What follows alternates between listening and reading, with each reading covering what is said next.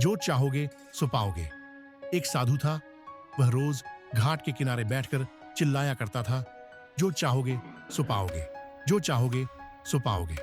बहुत से लोग वहां से गुजरते थे, पर कोई भी उसकी बात पर ध्यान नहीं देता था और सब उसे एक पागल आदमी समझते थे। एक दिन एक युवक वहां से गुजरा और उसने उस साधु की आवाज सुनी, जो चाहोगे सो पाओगे, जो चाहोगे सो पाओगे। और आवाज सुनते ही उसके पास चला गया।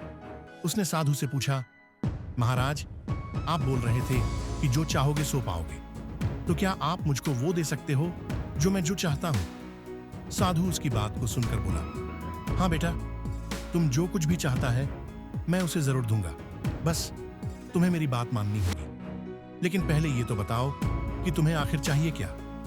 युवक बोला, मेरी एक ही ख्वाहिश है, मैं हीरों का बहुत बड़ा व्यापारी बनना चाहता हूं। साधु बोला, कोई बात नहीं, मैं तुम्हें एक हीरा और एक मोती देता हूं, उससे तुम जितने भी हीरे मोती बनाना चाहोगे बना पाओगे।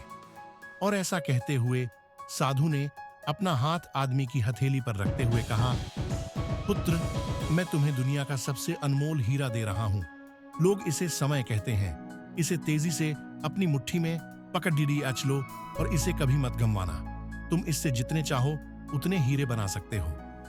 युवक अभी कुछ सोच ही रहा था कि साधु उसका दूसरी हथेली पकड़ धरते हुए बोला, पुत्र, इसे पकड़ दो, यह दुनिया का सबसे कीमती मोती है। लोग इसे धैर्य कहते हैं। जब कभी समय देने के बावजूद परिणाम ना मिले तो इस कीमती मोती को धारण कर लेना। याद रखना, जिसके पास यह मोती है वह दुनिया में कुछ भी प्राप्त कर सकता है। युवक गंभीरता से साधु की बातों पर विचार करता है और निश्चय करता है कि आज से वह कभी अपना समय बर्बाद नहीं करेगा और हमेशा धैर्य से काम लेगा। और ऐसा सोचकर वह हीरों के एक बहुत बड़े व्यापारी के यहाँ काम शुरू करता है और अपने मेहनत और ईमानदारी के बल पर एक दिन खुद भी हीरों का बहुत बड़ा व्यापारी बनता है। फ्रेंड्स, समय और धैर्य वह दो हीरे मोती हैं जिनके बल पर बड़े से बड़ा लक्ष्य प्राप्त कर सकते हैं। अतः जरूरी है कि हम अपने कीमती समय को बर्बाद ना करें और अपनी मंजिल तक पहुंचने के लिए धैर्य से काम लें। अगर आप प्रेरणादायक कहानी न छोड़ना चाहते हैं तो कृपया मेरे चैनल को सब्सक्राइब करें और इस कहानी को अपने दोस्तों और रिश्तेदारों के साथ साझा करें जिन्हें इसकी आवश्यकता है।